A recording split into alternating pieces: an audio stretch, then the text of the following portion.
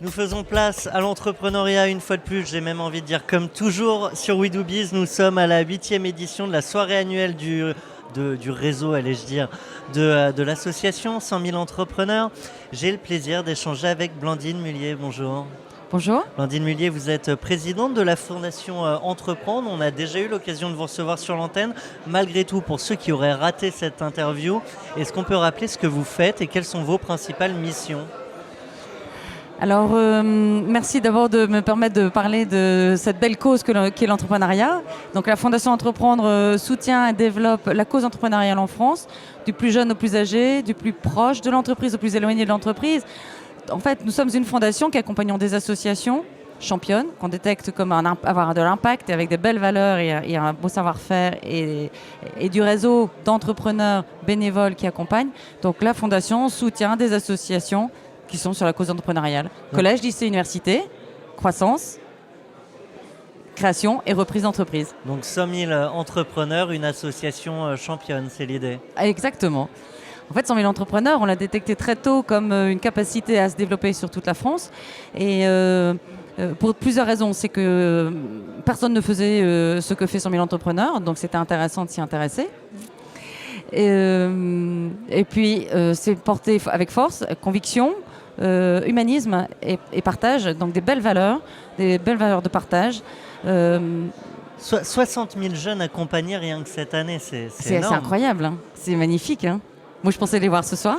Ouh, les jeunes, vous ne voulez pas venir ici? Mais il n'y aurait pas eu assez de place. Mais ouais, donc une belle association qui grandit très vite et qui est surtout portée par l'engagement à la fois des bénévoles de l'association et puis de tous ces entrepreneurs qui donnent de leur temps pour aller voir ces jeunes. Oui. Et c'est bénéfique à tous les niveaux, c'est-à-dire que l'association qui se développe, c'est pas un but en soi du tout.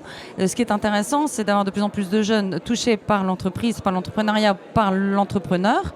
Et de l'autre côté, des entrepreneurs qui rencontrent des jeunes, ils sont super contents, sont fiers, ça leur apprend beaucoup de choses, ça leur donne un peu de fraîcheur et de bon sens dans leur quotidien.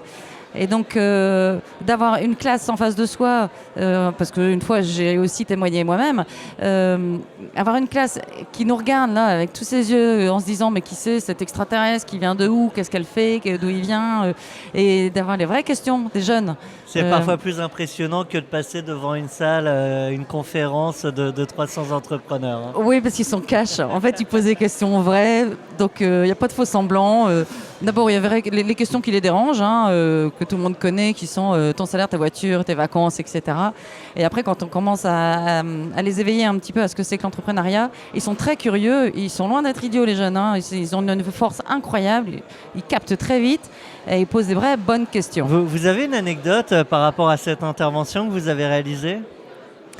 Alors oui, c'est vrai que vous m'avez demandé de me souvenir d'une anecdote et je me souviens surtout des yeux d'un jeune à qui, enfin, c'est le principe de 100 000 entrepreneurs, c'est on y va pour des questions-réponses. En fait, c'est les jeunes qui posent des questions, c'est les jeunes qui posent des questions et nous qui répondons.